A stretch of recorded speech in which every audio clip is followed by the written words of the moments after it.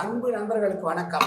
550 செய்யுள் 34 தோழி தலைமகவனை பார்த்து காட்டு வழியில் செல்ல இருக்கிறீர்களோ என்று வினவுகிற செய்யுள்.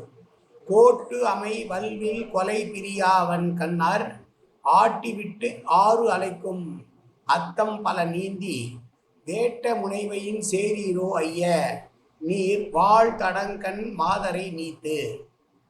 அழகான வாழ் போன்ற ஒளிமிக்க கண்களை உடைய என்னுடைய தலைவியை விட்டு பிரிந்து வளைகின்ற தன்மையுடைய மூங்கிலால் செய்யப்பட்ட வலிமையான வில்லினால் கொலை தொழிலையே செய்கிறவர்கள் வழியிலே சென்று வழியிலே பருகிற புதியவர்களிடம் கொலை தொழிலை செய்யக்கூடியவர்களும் வருந்தும்படியான கடப்பதற்கு அரிய வழிகள் நிறைந்ததுமான காட்டு வழியை தேர்ந்தெடுத்து நீங்கள் செல்லப் போகிறீர்களா என்று தலைவனை பார்த்து தோழி கேட்கிறார்.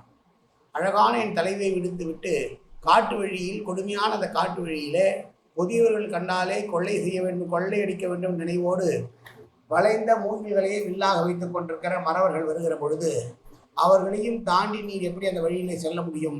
எனவே கொடுமை மிக்க காட்டிற்கு நீங்கள் செல்ல போகிறீர்களா என்று தலைவனை பார்த்து தோழி கேட்கிறாள். இந்த செய்யுளில் மீண்டும் ஒரு முறை செய்யுள். கோட்டு அமை வல் வில் கொலை பிரியாவன் கண்ணர் ஆட்டி விட்டு ஆறு அலைக்கும் அத்தம் பல நீந்தி வேட்ட முனைவையின் சேரீரோ ஐய நீர் வாழ் தடங்கண் மாதரை நீத்து.